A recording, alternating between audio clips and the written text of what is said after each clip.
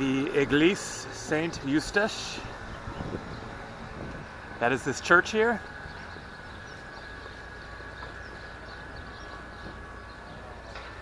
Beautiful old church there. But I just got off the metro station here. I am now more or less in the center of Paris, or near enough that I can start walking to things. This is going to be an interesting video, especially for me. Some of you may know, if you happen to read my book, Following My Thumb, A Decade of Unabashed Wanderlust. If you are curious to hear more of my travel stories beyond what I'm going to tell in this video, check out my book, Following My Thumb, A Decade of Unabashed Wanderlust, 26 travel stories of mine from around the world. My travels throughout the 1990s, back when I was a bit younger. And one of them involves me sleeping on a bridge here in Paris when I was 18 years old and waking up in the morning and my backpack had been stolen. Now, the plan is to walk over to the Seine River and find the bridge that I slept on and tell more of the story once I get there. So this is going to be weird. I am 44 years old. This happened in the summer of 1990, 26 years ago, more than half my life ago, and this is my first time revisiting Paris since that incident, so this is going to be a trip. And then also I figured it would be cool to give a taste of Paris in the process of getting over there and everything. Interesting art piece. I don't know if you call it a sculpture or what, but some surrealist modern art. Écoutez, 1986. And as you can tell, it is cold here. It isn't just cold, it's freezing. The highs for today are like somewhere around 0. So quite a change from the Canary Islands. I basically have everything that I could possibly put on to try to stay warm here. Some more cool art.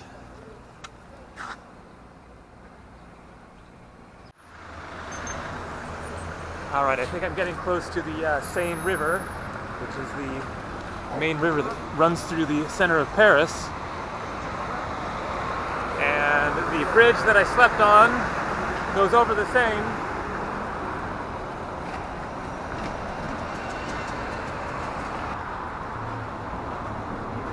It's a trip, these totally gothic metro station signs.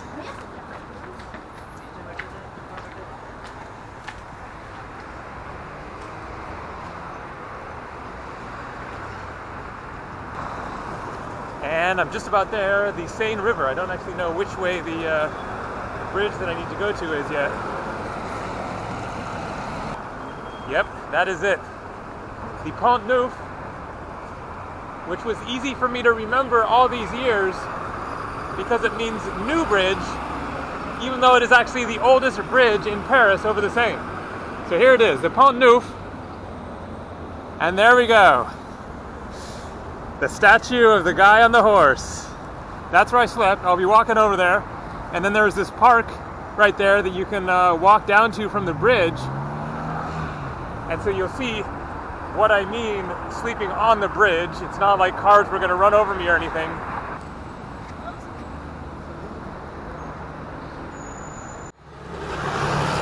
Pont Neuf. New bridge. There is a metro station right here. The metro line that I took didn't have a stop at this station, so that's why I got off a couple of blocks away. And here we go, walking over the bridge. So, why was I sleeping on a bridge in Paris?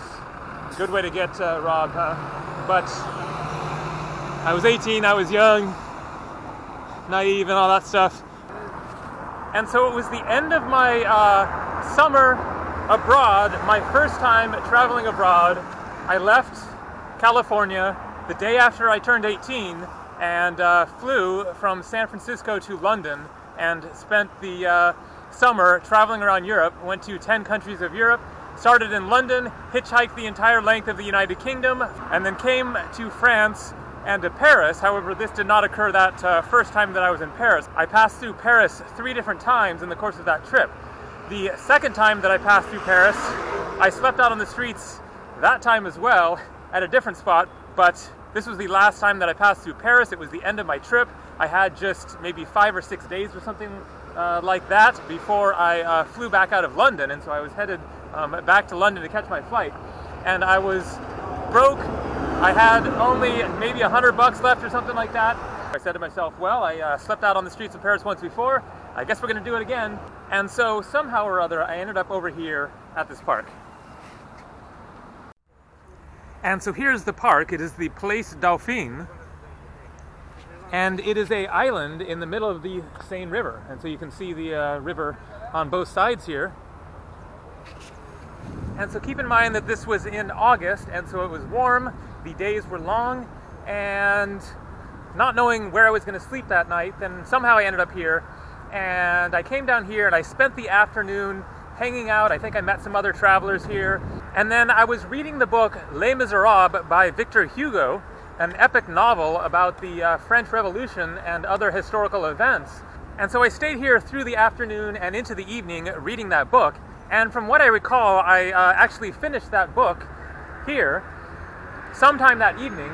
And interestingly, then much of the book takes place in Paris, and a key final scene of the book occurs with a suicide by the policeman of the novel, the antagonist, who jumps into the River Seine here and commits suicide, not necessarily right at this spot, but somewhere in the Seine River of Paris. And so that was quite interesting to be sitting here watching the river flow by that the book takes place at.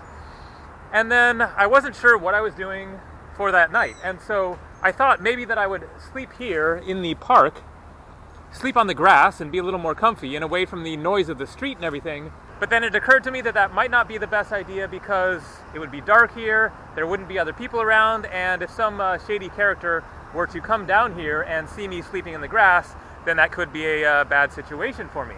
And so I thought, well, maybe it would be better if I go up there, sleep on that sort of courtyard thing that I will show in a second, the actual place where this incident occurred.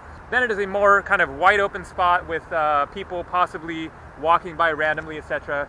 In my, youthful naivete, whatever, then that made sense to me at the time. And so I packed up my backpack and then walked up to the top of the bridge up there.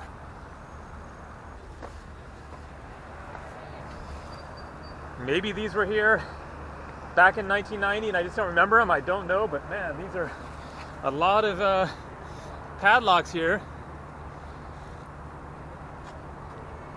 I'm guessing it's all about a love romance, because they're all like initials and hearts and stuff. Maybe it's some Paris, you get together with your girlfriend and then you make a token of your love or whatever. All right, and here we go. The statue. I even remember exactly which side of the statue it was that I slept. Right over here. Right along here. And so what I did is I laid out my camping mattress and my sleeping bag, and then I remember that I tied my backpack to this fence here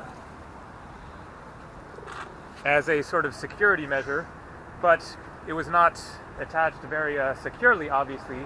I just sort of took some of the straps and tied it around the fence post here and went to sleep. Woke up in the morning and the sun was shining on me, and sort of rubbed my eyes and looked around, and then I looked where my backpack had been and it was gone. Now, the incredibly fortunate thing is that my backpack that I had, the smaller day pack, such as the one I'm wearing here, I had used as a pillow. And that was where I had my passport, my flight ticket, my extra money, all of the essentials. And so that was still there. And if that had been missing, then that would have been a whole different situation of bad. As it was, that I was, heartbroken. I lost my backpack that I'd been traveling with the whole summer, clothes, souvenirs, a couple of rolls of film that I had never developed and never got to see those pictures. And so that was definitely a pretty devastating thing for me at 18 years old, but at least I was able to, you know, pick up what I still had and get out of here. And so that day, or maybe the next day, I forget, then I caught a train to Belgium and took a boat over the channel to England. And then I had a friend in London that I'd met previously on the trip, stayed with her for a few days, and then caught my flight back to the United States. And so it would have been a whole much worse situation if I'd lost my passport and my flight ticket and all that, you know, all the cash that I had. So could have been worse, but still a traumatic experience as a young man.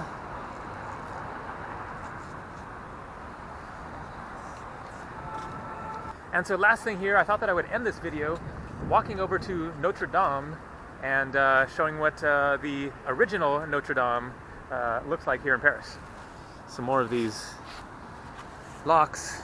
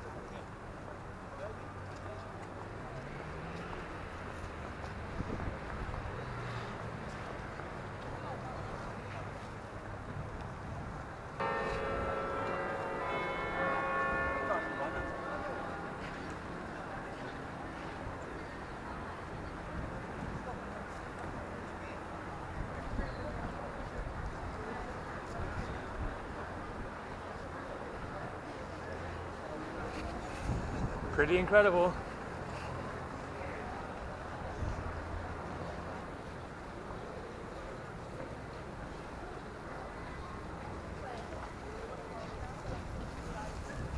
Looks like you can go inside.